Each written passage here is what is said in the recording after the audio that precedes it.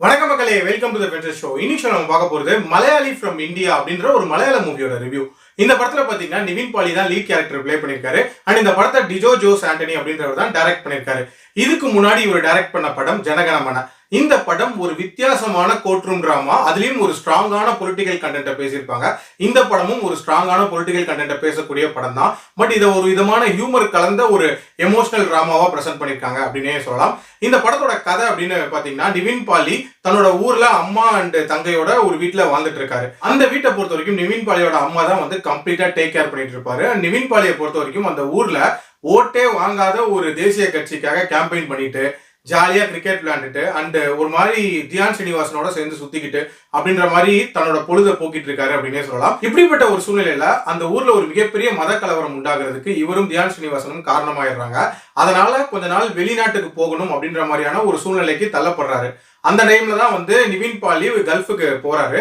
கல்ஃபுக்கு போன இடத்துல அவருக்கு என்ன மாதிரியான வேலை காத்துட்டு இருந்துச்சு அண்ட் அந்த வேலையில என்ன மாதிரியான அதிர்ச்சிகள் இருந்துச்சு, அந்த கல்ஃப் லைஃப் எப்படி போச்சு, கடைசியா அதுல இருந்து எஸ்கேப் ஆனாரா இல்லையா அப்படின்றத அந்த படத்தோட கதை. இந்த படத்தோட பாசிட்டிவ்ஸ் பொறுத்த வரைக்கும் எனக்கு முக்கியமான பாசிட்டிவா படுறது கண்டிப்பா அந்த ஸ்கிரீன் பிளே அப்படின்னே சொல்லலாம். இந்த படத்தோட ஃபர்ஸ்ட் ஹாஃப்ல ஆல்மோஸ்ட் 80% ஆஃப் த மூவி அப்படின்றது ஒரு மாதிரி பயங்கர ஃபன் ஃபீல்டா கொடுத்திருப்பாங்க. அதுலயும் ரொம்ப ஜாலியா ரெண்டு இளைஞர்கள் வந்து லைஃப் என்ஜாய் பண்றாங்க அப்படின்ற மாதிரி தான் காட்டியிருப்பாங்க. பட் செகண்ட் ஹாஃப் அப்படின்றது பயங்கர சீரியஸா இருக்கும் அப்படின்னே சொல்லலாம். அதுலயும் போக போக பயங்கர எமோஷனலான ஒரு செகண்ட் ஹாஃபா எடுத்திருந்தாங்க. உண்மையிலேயே அந்த டிரான்சிஷனை ரொம்ப நீட்டாவே வந்து பிளேஸ் பண்ணியிருப்பாங்க. அதே மாதிரி இந்த படத்துல அந்த பியாண்ட் பார்டர் ஃப்ரெண்ட்ஷிப் அப்படின்றத வந்து ரொம்ப சூப்பரா காட்டியிருப்பாங்க. அதாவது பாகிஸ்தான் அப்படின்னு பேரை சொன்னாலே ஒரு விதமான எனிமிட்டி ஃபீல் அப்படின்றது தான் நம்ம எல்லாருக்குள்ளயுமே இருக்கும். ஏன்னா சின்ன வயசுல இருந்தே நம்மள அப்படிதான் வந்து சொல்லியிருப்பாங்க. அதாவது பாகிஸ்தான்ல இருக்கிறவங்க எல்லாருமே தீவிரவாதிங்க, பாகிஸ்தான் நம்மளை அழிக்க காத்துட்டு இருக்காங்க, நம்ம வேர்ல்ட் கப்ல யாருக்கிட்ட தோத்தாலும் பரவாயில்ல, ஆனா வந்து பாகிஸ்தான் கிட்ட கூட தோத்துறக்கூடாது அப்படின்ற மாதிரி ஒரு மைண்ட் செட்ல தான் நம்ம எல்லாருமே இருப்போம். ஸோ இப்படிப்பட்ட மைண்ட் செட்ல இருக்கக்கூடிய ஒரு நபர் ஒரு பாகிஸ்தானோடய சேர்ந்து ஒர்க் பண்ற மாதிரியான ஒரு சூழ்நிலை உண்டாகுது. ஸோ எப்படி அந்த மனமாற்றம் அவருக்குள்ள வருது அப்படின்றத ரொம்ப சூப்பராகவே இதில் காட்டியிருப்பாங்க. அதே மாதிரி இந்த படத்துல அந்த பெண் பிள்ளைகளுக்கான எஜுகேஷன் அதோட இம்பார்ட்டன்ஸை பத்தியுமே ஒரு ஸ்ட்ராங்கான மெசேஜ் இந்த படத்துல சொல்லியிருப்பாங்க. அண்ட் இந்த படத்தோட அந்த டுவர்ட்ஸ் தி எண்ட் அந்த எமோஷனல் மூமெண்ட்ஸ் எல்லாமே ரொம்ப சூப்பரா ஒர்க் அவுட் ஆயிருந்துச்சு அப்படின்னே சொல்லலாம். அதே மாதிரி இந்த படத்தோட நேட்டிவிட்டி ஃபேக்டர் எஸ்பெஷலி ஃபர்ஸ்ட் ஹாஃப்ல பாத்தீங்கன்னா அந்த ஊரை சூப்பரா காட்டியிருப்பாங்க. அந்த ஊர் மக்களோட வாழ்வியல், அங்க என்னென்ன மாதிரியான இன்டர்னல் பாலிடிக்ஸ் இருக்கு அப்படின்ற எல்லாத்தையுமே ரொம்ப ஓப்பனாவே இதுல காட்டியிருப்பாங்க. அதே மாதிரி அந்த பொலிட்டிக்கல் சட்டையர் அப்படின்றதுமே இந்த படத்துல நீட்டா ஒர்க் அவுட் ஆயிருக்கும். அதாவது இந்து கட்சின்னு ஒண்ணு இருக்கும், இன்னொன்று முஸ்லீம் கட்சின்னு இருக்கும். ஸோ ரெண்டுத்திலுமே மதத்தை வச்சு பண்ணக்கூடிய அந்த பாலிடிக்ஸை பத்தி பேசியிருப்பாங்க. அது மட்டும் இல்லாம கம்யூனிஸ்ட்னு சொல்லக்கூடிய நிறைய பேர் எப்படி சொகுசான லைஃப் வாழ்றாங்க அப்படின்றதுமே ஒரு சின்ன கிளிம்ஸ் மாதிரி காட்டியிருப்பாங்க.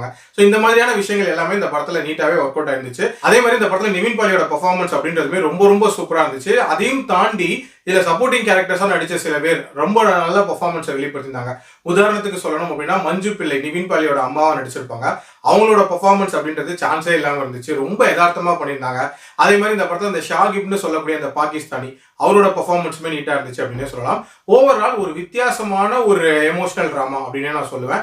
நெகட்டிவ்ஸை பொறுத்த வரைக்கும் பாத்தீங்கன்னா இந்த படத்தோட செகண்ட் ஹாஃப் ஸ்டார்ட் ஆன விதம் அப்படின்றது ஒரு மாதிரி லேகா இருந்த மாதிரியான ஒரு ஃபீல் அப்படின்றது இருந்துச்சு. கொஞ்ச நேரத்துக்கு அப்புறம் தான் அந்த கதைக்குள்ள அவங்க போனாங்க. ஸோ அந்த போர்ஷன் இன்னும் கொஞ்சம் பெட்டரா பண்ணியிருந்திருக்கலாம். அது மட்டும் இல்லாம இந்த படத்தோட டியூரேஷன் வைஸ்மே பாத்தீங்க அப்படின்னா கிட்டத்தட்ட 2.25 மணி நேரம் போகுது. ஸோ சாலிடா இன்னொரு 15-20 மினிட்ஸ் ட்ரிம் பண்ணியிருந்திருக்கலாம். எல்லாத்துக்கும் மேல இந்த படத்துல இந்து முஸ்லீம் யூனிட்டியை வலியுறுத்துற மாதிரியான சில விஷயங்கள் கொஞ்சம் வந்து சினிமாட்டிக்கா சொன்னாங்க அப்படின்னே சொல்லலாம். உதாரணத்துக்கு அந்த சாமியாடி பேசக்கூடிய சீன் அப்படின்றது எல்லாமே கொஞ்சம் சினிமாட்டிக்கா தான் இருந்துச்சு.